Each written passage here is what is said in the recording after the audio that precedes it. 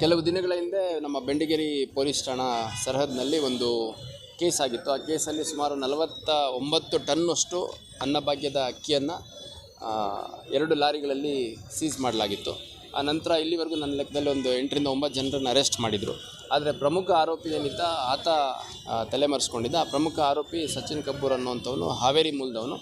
ಅವನು ಈ ಒಂದು ಸಂಪೂರ್ಣ ಪ್ರಕರಣಗಳಲ್ಲಿ ಈ ಒಂದು ಇಷ್ಟು ದೊಡ್ಡ ಮಟ್ಟದ ಒಂದು ಆರ್ಗನೈಸ್ ಕ್ರೈಮಲ್ಲಿ ಇನ್ವಾಲ್ವ್ ಆಗಿರುವಂಥದ್ದು ನಮಗೆ ತನಿಖೆಯಲ್ಲಿ ಕಂಡು ಬಂದಿದ್ದ ಹಿನ್ನೆಲೆಯಲ್ಲಿ ಅವನ್ನ ಮೊನ್ನೆ ಅರೆಸ್ಟ್ ಮಾಡಿದ್ದೀವಿ. ಅರೆಸ್ಟ್ ಮಾಡಿ ಅವನ್ನ ನ್ಯಾಯಾಂಗ ಬಂಧನಕ್ಕೆ ಒಪ್ಪಿಸಿದೆ.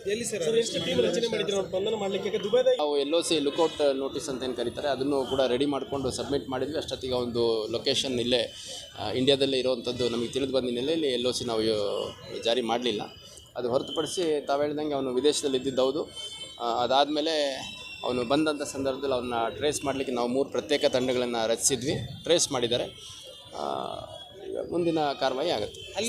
ಎಲ್ಲಿ ಸರ್ ಅರೆಸ್ಟ್ ಮಾಡಿದ್ದಾರೆ ಅದನ್ನೆಲ್ಲ ಅದು ನನಗೆ ನಮ್ಮ ಇನ್ಸ್ಪೆಕ್ಟ್ರಿಗೆ ಗೊತ್ತು ಡೀಟೇಲ್ಸ್. ಅದು ಅರೆಸ್ಟ್ ಆಗಿರೋಂಥದ್ರ ಬಗ್ಗೆ ನನಗೆ ಮಾಹಿತಿ ಇದೆ ಸರ್. ಆತನ ಮೇಲೆ ಈ ಹಿಂದೆ ಏನಾದರೂ ಕೇಸ್ಗಳು ಹಲವಾರು ಪ್ರಕರಣಗಳು ಆ ವ್ಯಕ್ತಿ ಮೇಲೆ ಇರುವಂಥದ್ದು ನಮಗೆ ಕಂಡು ಬಂದಿದೆ. ಹಾವೇರಿಲಿ ಇದೆ, ಹಾವೇರಿ ಸೇರಿದಂತೆ ಇನ್ನು ಬೇರೆ ಬೇರೆ ಜಿಲ್ಲೆಗಳಲ್ಲೂ ಕೂಡ ದಾಖಲಾಗಿದೆ ಅಂತ ನಮಗೆ ಮಾಹಿತಿ ಇದೆ.